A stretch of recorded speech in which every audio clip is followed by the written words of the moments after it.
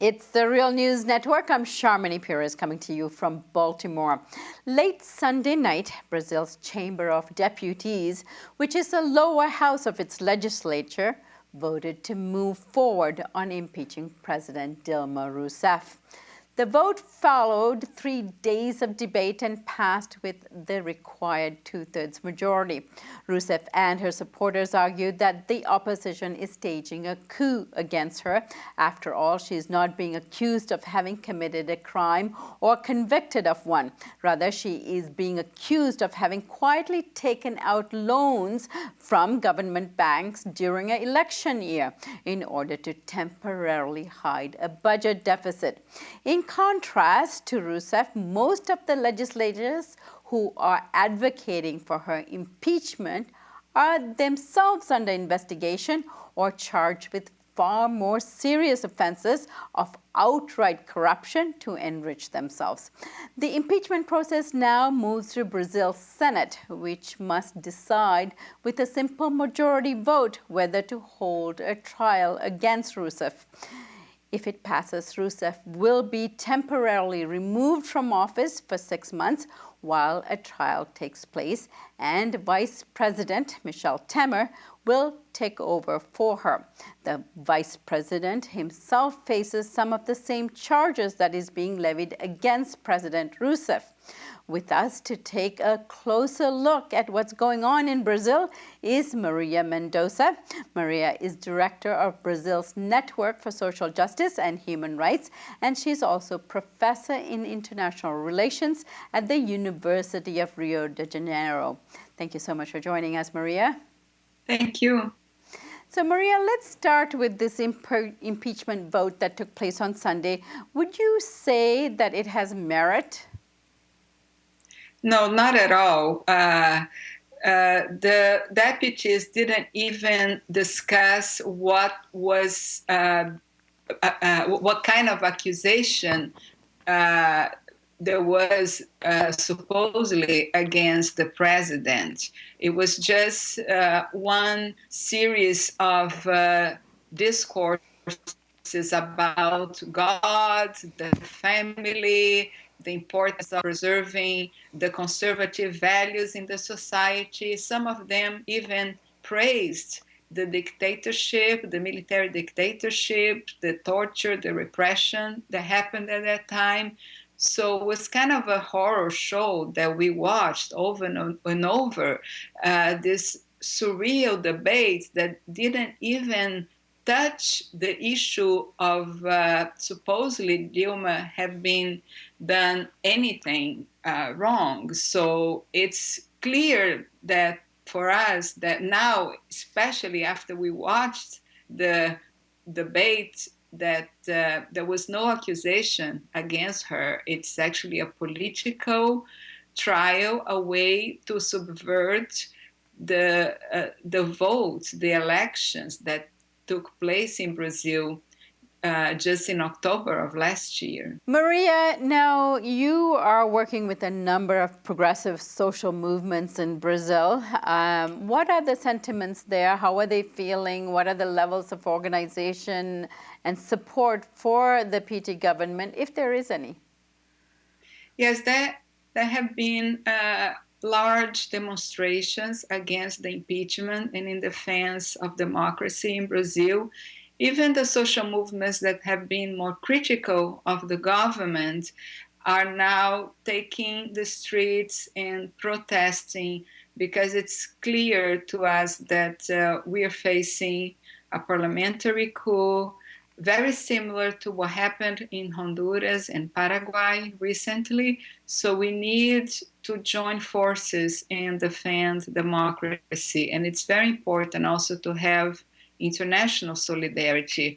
One of the main leaders of the opposition right now, who is pressuring for the impeachment, is visiting Washington, D.C. today, and is trying to lobby the U.S. Congress in support of the impeachment in Brazil. And the same way that U.S. organizations have said that the U.S. government did not criticize the coup in Honduras and could also have had a role in that. I think it would be very important for the U.S. audience to pressure their representatives to criticize the impeachment process in Brazil the same way as other international organizations, as the OAS have done. The UN, the Organization of American States, UNASUR, several multilateral organizations have criticized the impeachment process in Brazil, and we expect that the US government would play a positive role in this case. Especially in light of the fact that they've had very good relationship with both Dilma Rousseff and Lula government and the Brazilian government led by the PT altogether. Now, when you look at mainstream media in the United States, I was just reading a Bloomberg article, it's almost as if they've already moved on and is now looking at the potential replacement and what the investment portfolio and favorability as far as business interests are concerned with the vice president. Now, do you consider this a done deal, or do you think there is lots of space here as the impeachment process moves into Senate and higher levels of decision making?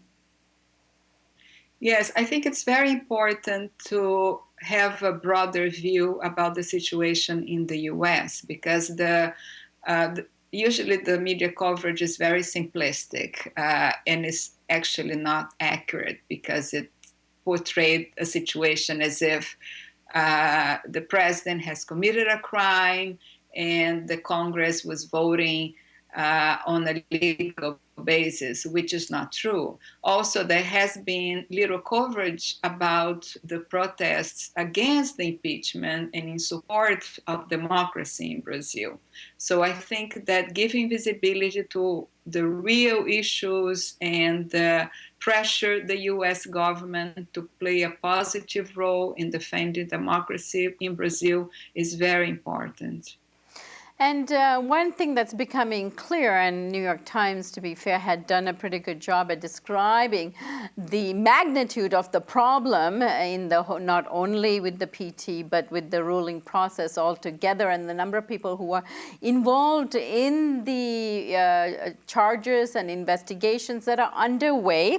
But most importantly, one has to recognize that this process of dealing with corruption was entirely opened up by Dilma Rousseff herself, who alluded to that in a speech she gave a few days before. Tell me about what she said, and also about the kind of charges that her accusers, as well as the people involved in the decision-making process at the vote in the House of Delegates that we were talking about. Yes, the leader of the opposition in the House is being accused of corruption.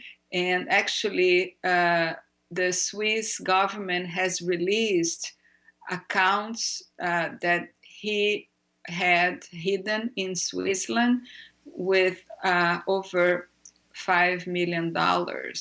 So he is definitely someone who would not be interested in these investigations to continue. Maria, what is holding up their case, those who are driving to have Dilma Rousseff impeached? Well, the main problem is that by impeaching the president without a legal basis, there would be an open situation in which we would not be able to trust the Brazilian institutions. We would not be able to trust any legal process, any serious investigation against corruption. So it's very serious that we defend democracy. It's very important that people understand what is at stake right now, because it's not about only defending one person or a government or a particular party. It's about defending democracy and defending the state institutions in Brazil right now. So if we let this happen, the whole process, the whole political process will be unclear. There is no way to know what is going to happen in the future because the people who are pushing for the impeachment are being accused of serious corruption cases and serious cases of corruption. So the main thing here is to defend the democratic process.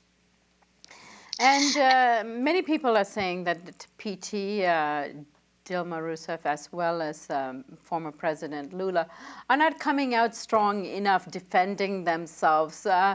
What could Rousseff have done differently for her to be perceived otherwise? Well, she recorded a very good speech just a few days ago, but one of the main problems is that the mainstream media in Brazil, all the major networks and newspapers are against the government and they are pushing very openly for the impeachment. There has been huge propaganda pieces, paid pieces by the industrial elites in Brazil defending the impeachment. So there is very little space in the Brazilian media to voice a different type of opinion. The media monopoly is a huge problem in Brazil. So perhaps if the government had taken stronger measures in the past to democratize the media, to support the demands of social movements, maybe the situation would be different right now. All right, Maria Mendonça, I thank you so much for joining us today. And we'll be following this issue, as I'm sure you will be, and hope to have you back again. Thanks a lot. Okay, thank you very much. And thank you for joining us on the Real News Network.